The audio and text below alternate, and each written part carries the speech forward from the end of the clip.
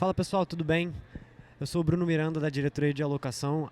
Ele é o Pedro Ximenes, vou pedir para ele se apresentar daqui a pouquinho. A gente está aqui com o Samir da Hashdex. A gente vai bater um papinho sobre o cenário de criptomoedas, como é que a gente está vendo isso daqui para frente. Então, Pedro, se apresenta aí para a galera, por favor. Fala pessoal, tudo bom? Meu nome é Pedro, eu sou da mesa internacional aqui da Investmart. Primeiramente agradecer aí pela presença do Samir e da Hashdex, tá? Pela parceria com a gente. E é isso. Então, Samir, queria que você se apresentasse um pouquinho, falasse um pouquinho de você, um pouquinho da casa para quem ainda não conhece. E aí a gente entra um pouquinho no cenário e quais são as perspectivas para o ano que vem e para o mundo de cripto como um todo. Legal. Obrigado, Bruno, Pedro. Prazer estar aqui com vocês. Vamos bater esse papo aí sobre criptoativos, né? Falar um pouco do que a gente está vendo por aí. Me apresentando rapidamente, meu nome é Samir, eu sou CIO da Hashdex. Tá? A Hashdex é uma gestora especializada em criptoativos, então a gente fundou a gestora em 2018 para trazer cripto como uma alternativa de investimento para os investidores tradicionais, né? Trazendo esse ângulo de investimento de longo prazo, né? Assim, de uma asset class nova e tentando se distanciar um pouco da especulação, né? Daquela especulação de curto prazo. Hoje a Hashdex é uma gestora global, tá? Assim, com orgulho de ter nascido aqui no Rio e estar exportando isso para o mundo. A gente tem produtos em vários locais do mundo, somos líderes aqui na América Latina e pioneiros aí no mundo. Hoje a gente tem cerca de 3 bilhões de reais sobre gestão, tá? Assim, diferentes fundos. O principal produto, né, o flagship da casa ali, é um produto que a gente construiu em parceria com a Nasdaq, tá? Que é um ETF chamado Hash 11, que ele acompanha, né, um índice que a gente co-criou com a Nasdaq, que é o Nasdaq Crypto Index, que é justamente um índice diversificado que dá exposição a essa classe de ativos como um todo para o longo prazo. Então esse é o produto core, assim, flagship da casa, que a gente tem em vários países e a gente tem muito orgulho de aqui no Brasil ser um dos principais ETFs da Bolsa, né? Então ele é o segundo maior ETF em número de cotistas, é um dos ETFs mais líquidos da B3, então isso mostra um pouco também o sucesso que a gente teve aqui no Brasil, né? O quanto que os investidores estão demandando esse tipo de investimento. Legal. E queria perguntar um pouquinho sobre esse cenário, como é que vocês estão vendo o cenário atual? Só para fazer uma contextualização, né? A gente veio aí de um período de inflação nos Estados Unidos, com aumento de juros nos Estados Unidos.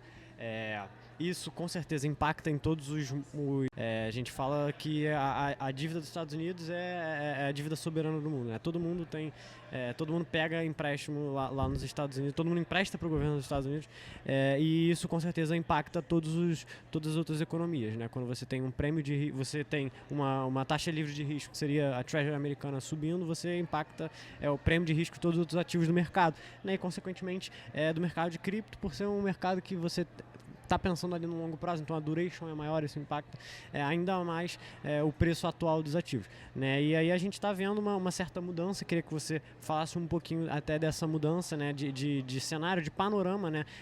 O mercado a gente passa por um risk-off aí, né? Assim, por quê? Porque as pessoas estão vendo que talvez não seja talvez a dívida dos Estados Unidos nos maiores patamares não seja algo realmente tão prejudicial, e aí as expectativas melhoraram um pouco, então queria que você falasse um pouquinho sobre isso e como isso realmente impacta o ambiente dos criptoativos. Tá, acho que primeiro é importante destacar que criptoativos é uma classe de ativos de risco, né? A gente está falando de uma tecnologia que tem um potencial de longo prazo, mas que ainda tem um caminho longo pela frente até estar no nosso dia a dia e transformar a nossa vida. Eu gosto de traçar uma analogia com a internet, né? A gente está como a internet na década de 90. Então, a gente já consegue falar um pouco sobre como a gente vai usar cripto no futuro, o potencial que isso tem para transformar a nossa sociedade, mas se você tentar utilizar hoje é caro, é bem difícil de utilizar e é bem lento, né? Assim, muito similar com o que era na internet na década de 90. E por ser um investimento de longo prazo, né, um investimento em tecnologia ainda muito nascente, ela está muito sujeita a variações na taxa de juros. Então, quando os Estados Unidos aumentam juros, isso tem impacto, né? Assim, você vê na maior parte das empresas de tecnologia. Ano passado a gente até teve uma boa recuperação do segmento de tecnologia, muito drivado ali por AI, né? E esse crescimento ali de AI. E isso até mostra um pouco essa dinâmica desse segmento de tecnologia. Então, apesar de ser muito influenciado por taxa de juros, a tecnologia continua se desenvolvendo, né? Os pesquisadores continuam lá, as inovações continuam sendo desenvolvidas. Isso aconteceu com cripto também, isso aconteceu com AI, né? Então, apesar de ter sofrido muito em 2022, né? As empresas de tecnologia sofreram muito em 2022, quando recuperou, né? Já veio na onda ali de uma nova inovação, né? de uma nova geração ali de aplicações. Com cripto está acontecendo a mesma coisa. Então, durante todo esse período de bear market, né, em que o preço foi muito pressionado, principalmente por conta do aumento da taxa de juros nos Estados Unidos, a inovação continua acontecendo. Então, a quantidade recorde de investimento foi feito em fundos de venture capital que investem em empresas e soluções, né, nesse segmento de criptoativos. E agora a gente está vendo esse resultado começando a voltar em aplicações, né?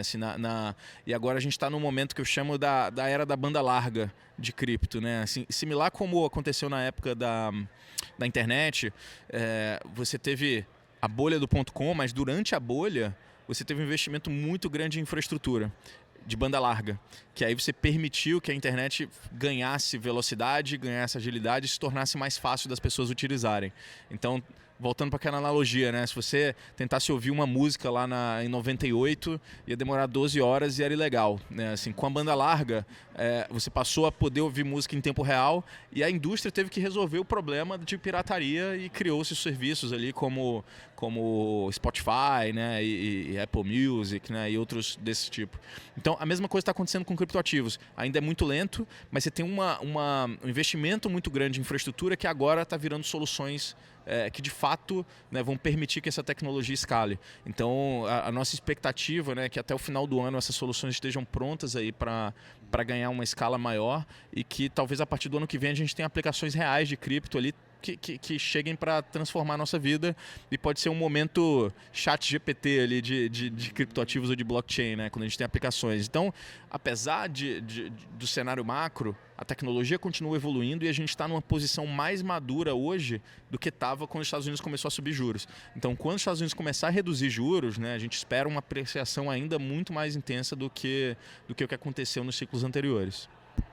E falando um pouquinho sobre diversificação de carteira, né, de portfólio, uma coisa que a gente estava até discutindo aqui em off, né, como que as criptos ajudam a você melhorar o desempenho e a eficiência de uma carteira, exatamente porque você tem uma possibilidade de ganho muito grande, muito rápido, né, como aconteceu e como eventualmente acontece, né. Você tem aí o Bitcoin, de vez em quando sobe 500%. Então, assim, você tem uma possibilidade de apreciação muito, muito rápida. Então, eu queria que você falasse um pouquinho exatamente sobre isso, né? Como é que vocês veem a cripto como parte do portfólio de um cliente, de um investidor? Quando a gente fala de construção de carteira, né, eu acho que o principal aspecto que o investidor tem que ficar de olho é na diversificação, né? A diversificação é o que permite que você melhore o perfil da carteira, você melhore o retorno esperado da carteira, reduzindo o risco, né? O chamado Sharpe ali da carteira. Esse efeito de diversificação ele é muito poderoso. E quando a gente olha as carteiras locais aqui no Brasil, é muito difícil você achar um ativo diversificado, de fato, um ativo que seja descorrelacionado com os outros ativos da carteira. Porque o Kit Brasil, juros, dólar, né? Assim, tudo que a gente investe aqui no Brasil está sujeito a esses dois fatores que são intrinsecamente ligados ao cenário local e ultimamente à política local, né? Então é muito difícil achar um ativo diversificado na carteira local. E cripto é exatamente esse tipo de ativos. Então, quando você olha historicamente, a correlação de cripto com todos os outros ativos que você pode ter na sua carteira é muito baixa. Isso significa que ele tem um poder de diversificação muito grande. O que é esse poder de diversificação? Significa que uma pequena alocação na carteira pode ter um efeito desproporcional na melhora do retorno esperado e na redução até muitas vezes do risco, que é uma coisa contraintuitiva, né? Como é que eu incluo um ativo que tem risco, né? Cripto tem muito risco, muito mais risco que bolsa, muito mais vol do que bolsa. Como é que incluindo um ativo com tanta vol eu consigo reduzir o risco da minha carteira como um todo, né? Esse é o efeito da diversificação. Isso é contraintuitivo, né? Para quem não entende, né? Desse conceito mais técnico, mas é exatamente isso que acontece com cripto. Então, é uma nova tecnologia que tem um potencial de apreciação gigantesco nos próximos 5, 10 anos, tem uma volatilidade muito alta, mas, por outro lado, é muito descorrelacionado com os outros ativos da carteira. Então, ele tem um super poder de diversificação. Tá? Então, a forma como normalmente a gente vê e a gente conversa com os investidores e com assessores sobre isso, é que uma pequena alocação de criptoativos, né, dependendo do perfil do investidor, de 1 a 5%, não muito mais do que isso, tá? Assim, acho que esse tipo de alocação ele melhora o retorno esperado da carteira sem aumentar tanto o risco na carteira. Obviamente, a diferença entre o remédio e o veneno é o tamanho da dose. Se você começar a colocar 10, 15, 20, 30%, aí, né, assim, você vai estar sujeito a variações que podem tirar seu sono à noite. Mas uma pequena alocação em cripto, ela tem um poder muito grande ali de melhorar o retorno sem aumentar necessariamente o risco. Então, em geral, para os investidores locais aqui no Brasil, uma alocação de 1 a 5% é algo super saudável ali na carteira. Saindo agora um pouco do cenário macro, né? Eu queria perguntar um pouco, acho que é até o que a galera quer saber também, é um pouco da composição do Hash 11, né? Vindo especificamente para um produto que é carro-chefe de vocês e que eu acho que, assim, quando a gente fala em criptomoeda, a pessoa pensa logo em Bitcoin, né? Às vezes não conhece os outros produtos que tem no mercado. Então é isso, eu queria saber mais sobre um pouco a composição do Hash 11 e como vocês pensaram na hora de compor o ETF. Tá. O Hash 11, ele foi pensado, né, o desenho do Nasdaq Crypto Index, ele foi pensado para o investidor de longo prazo, que quer capturar o crescimento dessa classe de ativos, sem necessariamente ter que escolher individualmente cada um dos ativos. Então, a forma, né, assim, traçando uma analogia com a internet de novo, imagina que você pudesse investir no índice das empresas de internet lá em 98. Né? Se esse índice fosse bem construído, você ia pegar a Amazon no começo, você ia pegar a Google no começo, você ia pegar Pets.com que quebrou e foi a zero, você ia pegar a AOL que também deixou de existir, você ia pegar a Yahoo que teve um boom, e depois você ia pegar vários ativos bons e vários ativos ruins, vários ativos excepcionais. Tá? O desenho do Hash 11 do NCI, ele segue um pouco dessa filosofia. Então a gente focou bastante em definir regras de elegibilidade. Tem muito projeto nascente em cripto. O risco de ruína é muito alto, né? O risco de você entrar numa fraude ou de um projeto ir a zero, né? Assim, a gente viu em 2022 situações como o Terra Luna, né? FTT. Muito rápido, né? Também. Sim, exatamente. Então, a grande preocupação que a gente teve é criar critérios de elegibilidade que façam com que você elimine esse risco ruim, tá? O risco de entrar em ativos que sejam fraudulentos ou que ainda não estão testados o suficiente.